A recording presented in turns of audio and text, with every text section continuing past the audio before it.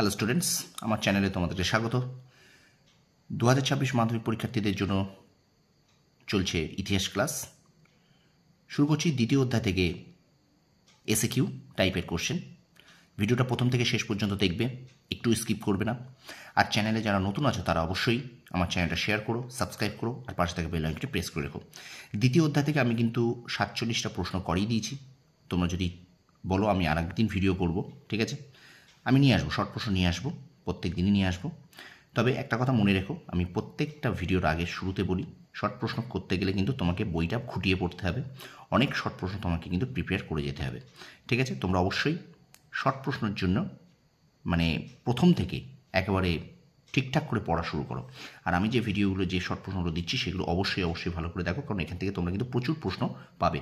Short প্রশ্নর কিন্তু কোনো suggestion হয় না, শর্ট প্রশ্ন শুধু পড়ে যেতে হয়। আমি বারবার বলছি, শর্ট প্রশ্নের কিন্তু কোনো সাজেশন হয় না, ঠিক আছে। চলো শুরু করি ক্লাসটি।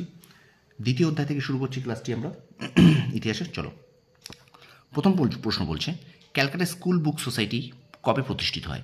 দেখো উত্তর, ক্যালকাটা স্কুল বুক সোসাইটি প্রতিষ্ঠিত হয় 1817 খ্রিস্টাব্দে প্রতিষ্ঠিত হয়। 49 নম্বর প্রশ্ন, হেয়ার স্কুল কে প্রতিষ্ঠা করেন? ডেভিড হেয়ারের উদ্যোগে হেয়ার স্কুল প্রতিষ্ঠা হয়। তারপর দেখো, একজন প্রাচ্যবাদীর নাম লেখো। একজন প্রাচ্যবাদী হলেন H.T. প্রিন্সেপ। একজন পাশ্চাত্যবাদীর নাম লেখো, আলেকজান্ডার ডাফ। তারপরে প্রশ্ন দেখো, ফোর্ট উইলিয়াম কলেজ কবে প্রতিষ্ঠিত হয়? ফোর্ট উইলিয়াম কলেজ 1800 খ্রিস্টাব্দে প্রতিষ্ঠিত হয়। তারপরে প্রশ্ন, ফোর্ট উইলিয়াম কলেজ কে প্রতিষ্ঠা করেছিলেন? ফোর্ট উইলিয়াম কলেজ প্রতিষ্ঠা করেছিলেন লর্ড ওয়েলেসলি। 54 নম্বর প্রশ্ন, জেনারেল অ্যাসেম্বলিজ ইনস্টিটিউশন কে প্রতিষ্ঠা করেন? না, জেনারেল অ্যাসেম্বলিজ ইনস্টিটিউশন প্রতিষ্ঠা করেন আলেকজান্ডার ডাফ। আর তোমরা কেউ বলতে পারো যে জেনারেল অ্যাসেম্বলিজ ইনস্টিটিউশনস এটি কী নামে পরিচিত? বর্তমানে একটু কমেন্ট বক্সে তোমরা একটু জানিও, ঠিক আছে, যে জেনারেল অ্যাসেম্বলিজ ইনস্টিটিউশন বর্তমানে কী নামে পরিচিত, ঠিক আছে, তোমরা কমেন্ট বক্সে একটু জানিও। তারপর দেখো, শ্রীরামপুর ব্যাপটিস্ট মিশন কত খ্রিস্টাব্দে প্রতিষ্ঠিত হয়? না, শ্রীরামপুর ব্যাপটিস্ট মিশন 1800 খ্রিস্টাব্দে প্রতিষ্ঠিত হয়। ও, প্রশ্নটা কিন্তু দিয়েছে, আমি কিন্তু খেয়াল করিনি, প্রশ্ন দিয়েছে। জেনারেল অ্যাসেম্বলিজ ইনস্টিটিউশনের বর্তমান নাম কি? না, স্কটিশ চার্চ কলেজ।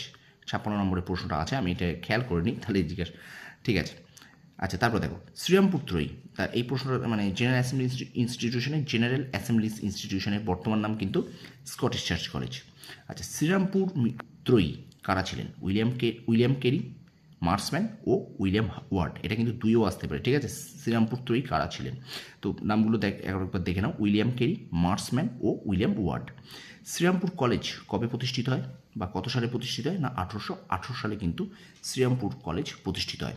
তারপর দেখো 59 নম্বর প্রশ্ন, টমাস ব্যাবিংটন এডওয়ার্ড মেকলে কে ছিলেন? টমাস ব্যাবিংটন এডওয়ার্ড মেকলে ছিলেন বেন্টিংয়ের আইন সচিব ও জেনারেল কমিটি অফ পাবলিক ইনস্ট্রাকশনের সভাপতি। এটা কিন্তু তোমরা একটু মনে রেখো যে টমাস ব্যাবিংটন ছিলেন কিন্তু এডওয়ার্ড মেকলের বেন্টিংয়ের আইন সচিব, ঠিক আছে। তারপর দেখো 60 নম্বর প্রশ্ন, কে কত খ্রিস্টাব্দে ইংরেজি ভাষাকে সরকারি ভাষা হিসেবে স্বীকৃতি দেয়? 1837 খ্রিস্টাব্দে লর্ড হার্ডিঞ্জ ইংরেজি ভাষাকে সরকারি ভাষা হিসেবে স্বীকৃতি দেয়। তাহলে কি বললাম? 1837 খ্রিস্টাব্দে লর্ড হার্ডিঞ্জ ইংরেজি ভাষাকে সরকারি ভাষা হিসেবে স্বীকৃতি দেন। 61 নম্বর প্রশ্ন, কীভাবে প্রাচ্যবাদী ও পাশ্চাত্যবাদীদের দ্বন্দ্বের অবসান ঘটে? মেকলে মিনিট, যেটা 1835 সালে, একটু মনে রাখবে যে মেকলে মিনিট কত সালে পাশ হয়? না, 1835 সালে, 1835। তো মেকলে মিনিটের 1835 খ্রিস্টাব্দের দ্বারা প্রাচ্যবাদী ও পাশ্চাত্যবাদীদের দ্বন্দ্বের অবসান ঘটে। তারপর প্রশ্ন থাকবে, উডের প্রতিবেদন কী নামে পরিচিত? না, উডের প্রতিবেদন কিন্তু ম্যাগনা কার্টা নামে পরিচিত। প্রশ্ন আরেকবার দেখো, উডের প্রতিবেদন কী নামে পরিচিত? না, উডের প্রতিবেদন কিন্তু ম্যাগনা কার্টা নামে পরিচিত। এখনকার মতো শেষ প্রশ্ন, উডের প্রতিবেদনে কোথায় কোথায় 3টি বিশ্ববিদ্যালয় প্রতিষ্ঠিত হয়? না, উডের প্রতিবেদনে কলকাতা, বোম্বে ও মাদ্রাসে কিন্তু বিশ্ববিদ্যালয় প্রতিষ্ঠিত হয়। তো স্টুডেন্টস, এই কটি প্রশ্ন তোমরা একটু খাতায় লিখে নাও। আমি সেকেন্ড চ্যাপ্টার থেকে এখনও প্রশ্ন নিয়ে আসবো। তোমরা অবশ্যই আমার চ্যানেলটা শেয়ার করো, অবশ্যই আমার চ্যানেলটাকে সাবস্ক্রাইব করে রাখো, একটু বেশি বেশি করে শেয়ার করে দাও, কারণ তোমাদের যত শেয়ার করবে তোমাদের বন্ধুদের কাছে তত পৌঁছবে। আর অবশ্যই তোমরা একটু কমেন্ট বক্সে কমেন্ট করো, তোমাদের কমেন্ট পেলে আমার খুব ভালো লাগবে। বিশ্বাস করো, তোমরা কমেন্ট করলে আমার খুব ভালো লাগবে, আমি ভিডিও করার মোটিভেশন পাবো, ঠিক আছে। তো তোমরা অবশ্যই ভিডিওগুলো, বারবার বলছি আমি তোমাদের কাছে, একটু শেয়ার করে দাও, তোমাদের বন্ধুদের কাছে পৌঁছে দাও, কারণ শর্ট প্রশ্ন কিন্তু বছরের শুরু থেকে পড়তে হবে, নয়তো কিন্তু তোমরা মানে শর্ট প্রশ্ন 30-এর ওপরে পেতেই হবে। 30-এর ওপরে যে শর্ট প্রশ্ন থাকে, চেষ্টা করো শর্ট প্রশ্নে ফুল মার্কস আনার, ঠিক আছে। শর্ট প্রশ্ন কিন্তু ফুল মার্কস আনতে পারলে তোমাদের কিন্তু রেজাল্ট দারুণ হবে, ঠিক আছে। তো ভিডিওটা এই পর্যন্ত, তোমরা সফল হও, তোমাদের সাফল্য কামনা করি, ধন্যবাদ।